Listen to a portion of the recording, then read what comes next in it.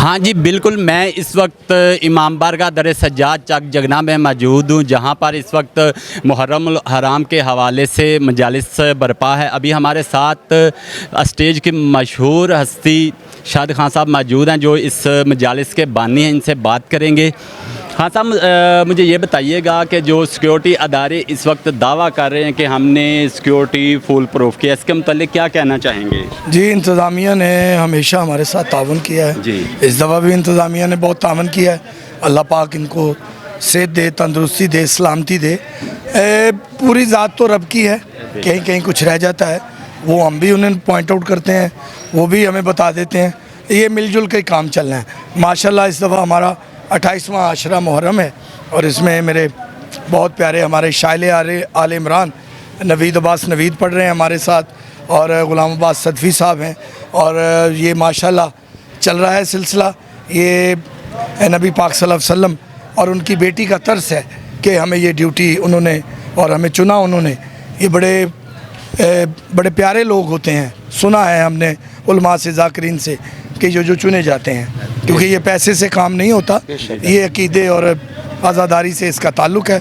तो कोशिश यही करते हैं अपने ताईं कि जो मौला के मेहमान आते हैं, मुमनिन आते हैं, उनकी खिदमत की जाए, उनकी लुक आफ्टर की जाए, उनकी सबील का, उनके खाने का, लंगर का, न्याज का पूरा एहतमाम किया जाए। जहाँ तक अपनी औकात बसात है वो करते हैं, बाकी तो मौला के पास है हर बात। अच्छा, मुझे ये बताएं कि इस वक्त मुहर्रम के हवाले से उम्मत मुसलमान को मैसेज देना चाहेंगे?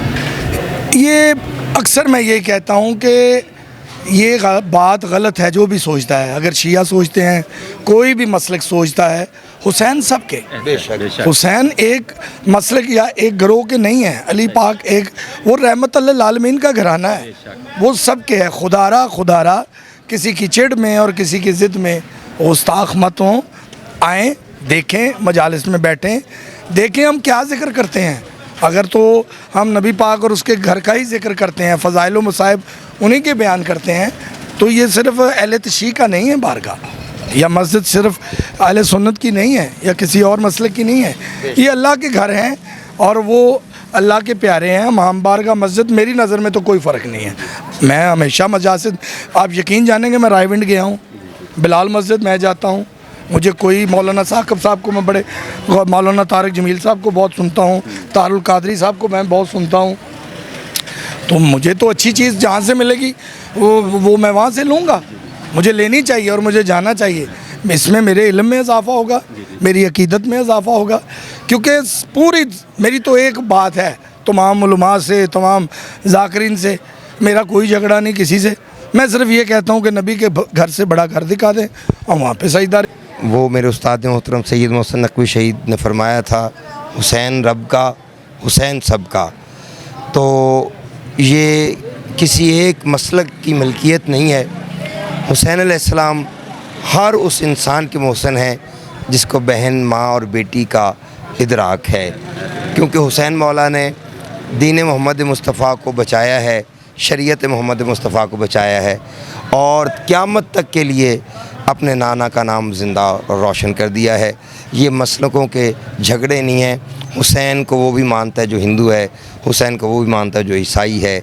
अब आप पूरी दुनिया में देख लें कि ईसाई भी आके जुलूसों में शिरकत करते हैं, हिंदू भी आते हैं, क्योंकि हुसैन अलैहिस्सलाम ने इंसानियत की हिफाजत की है।